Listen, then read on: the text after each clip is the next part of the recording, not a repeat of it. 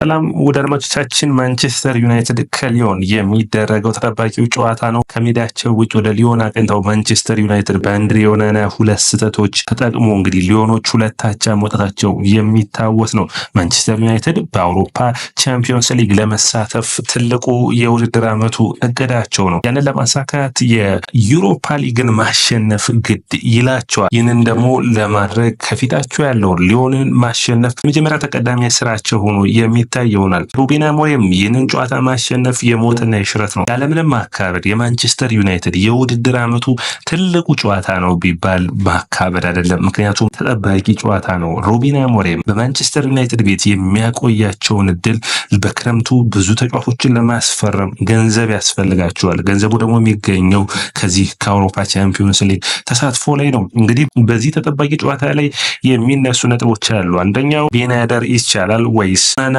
ይሻላል ወይስ አንተ ላይ የሚል ነው። እንግዲህ ከሁለቱ የመምረጥ የግብ ጠባቂው ስራ የሚጠበቅ ነው የሚሆነው። ሌላኛው የሚሆነው እንግዲህ ጆሹዋ ዘርክዚ መጎዳት ተከትሎ በአጥቂ መስመር ላይ ማን ይሰለፋል የሚል ነው። እንግዲህ በተለይ የፕሪሚየር ሊግ ወደ ኒውካስትል አቅንተው 4-1 መሸነፋቸው የእንግሊዝ ፕሪሚየር ሊግ እና የእንግሊዝ ሚዲያ ማንቸስተር ዩናይትድን እንግዲህ ተያይዞታል ማለት ይቻላል። ነገር ግን አስቸጋሪ ነው። እንግዲህ ሩበን አሞሪም ይህንን ቡድን እሳቸው ከመያዛቸው በፊት እና ከያዙ በኋላ ያለው ለውጥ በጣም ከፍተኛ ነው። ለምሳሌ በቁጥር ብታዩት ማንቸስተር ዩናይትድን ይዘው 21 ጨዋታ መርተው በፕሪሚየር ሊጉ 6ቱን አሸንፈው 5ቱን አቻ ወጥተው በ10ሩ ተሸንፈዋል። በፕሪሚየር ሊጉ በ14 ጨዋታዎች እንግዲህ ተሸንፈዋል። ይህ ለማንቸስተር ዩናይትድ አስፈላጊ ነው ወይ? በጣም አሳዛኝ ነው። ምክንያቱም ማንቸስተር ዩናይትድ በ1970ዎቹ ነው እንደዚህ ያጋጥሙት የሚያውቅ እንጂ ባለፉት 30 እና ኦልሞስት ከ50 ዓመታት በላይ አልፎታል። በ26 ጎሎችን ማንቸስተር ዩናይትድ ሲያስቆጥር 33 ጎሎች ደግሞ ተቆጥረውበታል። በሩበን አሞሪም ስር በየጨዋታው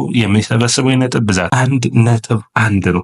ለማንቸስተር ዩናይትድ ይህንን ሁሉ ቁጥራዊ መረጃ ይህንን ሁሉ ውድቀታቸውን ማስለወጥ የሚችለው ግን ከፊታቸው ያለው የሊዮን ጨዋታ ነው። ለማንቸስተር ዩናይትድ ደጋፊ ምንም እንኳን በውድድር ዓመቱ ደስተኛ ባይሆንም ይህንን ጨዋታ ግን ማሸነፍ በጣም ያስፈልጋል። ምክንያቱም ካላችሁ ደግሞ ይህ ጨዋታ በጣም ወሳኝ ነው የሚሆነው። እዚህ ጨዋታ ላይ ሊዮንን ከሜዳቸው ውጭ ነው በጥሩ ፐርፎርማንስ በሚባል በረኛው ባይሳሳት ኖሮ በጥሩ ፐርፎርማንስ 2-0 ወይም 2-1 ማሸነፍ ይችሉ ነበር። የአንድሬ ኦናና ሁለት ትልቅ ስህተቶች ግን ማንቸስተር ዩናይትድን ዋጋ አስከፍሎታል። ማንቸስተር ዩናይትድ በዚህኛው ጨዋታ ላይ ማንን ያሰለፍ? ኦናና ወይስ እንግዲህ አዲሱ ግብ ጠባቂ በተለይ በኒውካስትል ላይ የተሰለፈው ቤናያደር በጣም ተቸግሮ ነበር። እንግዲህ ሁለት ስህተቶችን አይተናል። በኳስ ስርጭቱ በኩል ጥሩ አይደለም፣ ኳስ በማስቀረት ግን ጥሩ የተሻለ ነው።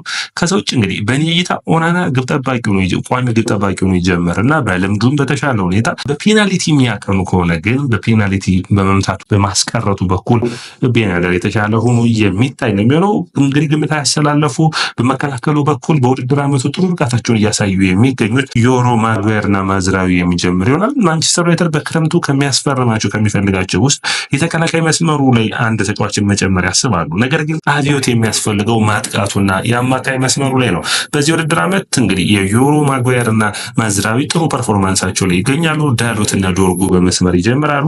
ካዝሜሮ ወይስ ኮቢ ሜኖ የአማካይ መስመሩ ላይ ትንሽ ክርክር የሚያስፈልገው ይመስለኛል። አንደኛ ኡጋርቴ ቢሰለፍ ይሻላል ወይ ልትሉኝ ትችላላችሁ። ነገር ግን ኡጋርቴ ከማን ጋር አብሮ ይሰለፋል? ኡጋርቴና ካዝሜሮን በኦልድ ትራፎርድ ማሰለፍ በሩበን አሞሪም ራሳቸው ላይ ትልቅ ወቀሳ እንደማምጣት ነው። በጣም መከላከል መምረጥ ይሆናል። ስለዚህ ኳስ የሚጫወት ሚድፊልደር ያስፈልጋቸዋል። አንደኛው የሚሆነው እንግዲህ ብሩኖን ወደኋላ መመለስ ነው። ሌላኛው አማራጭ የሚሆነው እንግዲህ ያንን ያደርጉታል ወይስ ብሩኖን ሆይላንድና ጋርናቾን በማጥቃት መስመሩ ላይ እንግዲህ በማጥቃቱ መስመሩ ላይ ማንቸስተር ዩናይትድ አሁንም ተመራጭ ተጫዋቾች ሊኖሩት ይችላሉ። አንደኛው ሊሆን የሚችለው የሜሰማውን ከጉዳት መመለስና ኮቢ ሜኖ መመለስ በኔ እይታ በዚህ ውድድር ላይ ማንቸስተር ዩናይትድ ማሸነፍ ዋንጫውን ማሸነፍ ግድ ይሏል ብዬ አስባለሁ። ኡጋርቴና ካዝሜሮን እንግዲህ ጥሩ ፐርፎርማንስ ላይ ይገኛሉ። ነገር ግን በእነዚህ ወሳኝ ጨዋታዎች ላይ ካዝሜሮ ኮቢ ሜኖ እድል ቢሰጣቸው የተሻለ ነው የሚሆነው። ነገር ግን የሁለቱ ጥምረት በውድድር ዓመቱ መጀመሪያ ላይ ተቸግረው እንደነበር የምታስታውስ ነው። ስለዚህ ሁለቱም ተጫዋቾች ወደ ፊትነታቸው የሚመለስ ከሆነ ሌላኛው ሀሳብ ይሆናል። ታዳጊውን ተጫዋች የሆነውን እንግዲህ ዘርክዚ በጉዳት እንደሌለ ታውቃላችሁ። ሆይላንድ ነው እንግዲህ አጥቂው ነው የሚጀምረው። ነገር ግን እዚህ ላይ ነው የማጥቃት መስመሩ ላይ ማንቸስተር ዩናይትድ ጎል የሚያስቆጥር ሰው ያስፈልጋቸዋል። ጋርናቾ በሳምንቱ መጨረሻ ኒውካስትል ያስቆጥሯል። ነገር ግን እንግዲህ በአማራጭነት የሚያዙት ሁለት ተጫዋቾችን ማንሳት እንችላለን። ቺዶቢ ማርቲን ደግሞ ማንቸስተር ዩናይትድ ይህንን ተጫዋች አላስፈረሙትም። እንግዲህ ትንሽ የሚያስቸግር አላስፈረሙትም ማለት ተጫዋቾች ዝርዝር ሲገባ እዛ ላይ ዝርዝር ውስጥ አልተካተተም። ስለዚህ ቺዶቢ ማርቲንም የማይኖር ይሆናል። ይሆናል። ስለዚህ ሆይላንድ ማሰለፍ ግድ ይላል። ነገር ግን የማውንት ብሩኖ ፈርናንዴዝ እና የማውንት እንዲሁም የኩቢ ሜኖን ጥምረት ልናይ የምንችልበት እድል ሊኖር ይችላል። ማንቸስተር ዩናይትድ ይህንን ጨዋታ የሞትና የሽረት ያክል አስፈላጊ ጨዋታው ነው የሚጠበቅ ነው የሚሆነው። አትሌቲክ ቢልባኦ እንግዲህ በቫልቬርዴ ስር ጠንካራ ብቃታቸውን እያሳዩ ይገኛሉ። በተለይ እንግዲህ በጥሩ ሁኔታ ሬንጀርስ ማሸነፍ የሚችሉ ከሆነ ከሁለቱ አሸናፊ ጋር ይገናኛሉ። በቀጣይ ማለፍ እንዲችሉ የሚያደርግ ነው። በሊዮን በኩል የማጥቃት መስመሩ ላይ ሙከንታዝ እንዲሁም ደግሞ ቸርኪና ላካዜት ጠንካራ የማጥቃት ክፍል አላቸው። ሌላኛው የጆርጂያው ተጫዋች ነው ሙከንታዝ። በጣም ጥሩ የሆነ የማጥቃት አቅም ያለው ተጫዋች እንደሆነ ያሳየ ተጫዋች ነው። ሪያን ቸርኪም ጠንካራ ማጥቃት ላይ የሚገኘው ማንቸስተር ዩናይትድ ከሚፈልጓቸው ተጫዋቾች ውስጥ አንዱ ነው። እንግዲህ ማንቸስተር ዩናይትድ ጠንካራ ብቃቱን ጠንካራ ፐርፎርማንሳቸውን በዚህ ጨዋታ ላይ ማሳየት ያስፈልጋል። ባለፉት ዓመታቶች በግሌዘር ቤተሰቦች እየተመሩ እንግዲህ ማንቸስተር ዩናይትድ በቻምፒዮንስ ሊግ እና በፕሪሚየር ሊጉ ከመፎካከር ይልቅ ለዩሮፓ ሊግ ለፍጻሜ ለድረስና ለፍጻሜ የተፋለሙበት ጊዜያቶች የሚታወስ ነው። እንግዲህ በቪያሪያሉ በኡናይ ኤመሪው ቪያሪያል የሶልሻየሩ ማንቸስተር ዩናይትድ የተሸነፈበት የፍጻሜ ጨዋታ የምታስታውሱት ነው። ከዛ ውጭ የሆዜ ሞሪኖ ማንቸስተር ዩናይትድ ደግሞ አያክስን አሸንፎ ዋንጫውን ያሸነፈበት የምታስታውሷቸው እነዚህ ጨዋታዎች የተዘመሩ ናቸው። ስለዚህ ማንቸስተር ዩናይትድ ይህንን ጨዋታ ማሸነፍ ግድ ይለዋል። እንግዲህ በውድድሩ ላይ ብዙ የሚቀጥሉ ከሆነ አማድ ዲያሎ የመመለስ እድል ሊኖረው ይችላል። በቅርብ ጊዜ የመመለስ እጣ ፈንታ ሊኖረው ይችላል። በተለይ የማንቸስተር ዩናይትድ የማጥቃት ክፍል ላይ ስታዩት በግልጽ የሚታይ ችግሮች አሉ። ያንን መቅረፍ ያስፈልጋል። ይህ ቡድን በሩበን አሞሪም እየተመራ ዋንጫዎችን ማሸነፍ የሚችል ከሆነ ይህ የመጀመሪያ እድሉ ነው የሚሆነው። ምክንያቱም አንደኛ ማንቸስተር ዩናይትድ ከዚህ ውድድር ላይ ይህንን ጨዋታ ቢያሸንፍ እስከ 70 ሚሊዮን ፓውንድ በላይ የሚያገኝ ይሆናል። ያ ማለት እንግዲህ እየተከፋፈለ በሚከፈል ሂሳብ ዩናይትድ የፒኤስአር ሩሉን በጥሩ ሁኔታ እንዲጫወቱ የሚያደርጋቸው፣ ያለበለዚያ ግን በክረምት የዝውውር መስኮት ወይ ኩቢ ሜኖን ያለበለዚያ ደግሞ አሌሃንድሮ ጋርናቾን የመሸጥ ግዴታ ውስጥ ይገባሉ ብዬ አስባለሁ።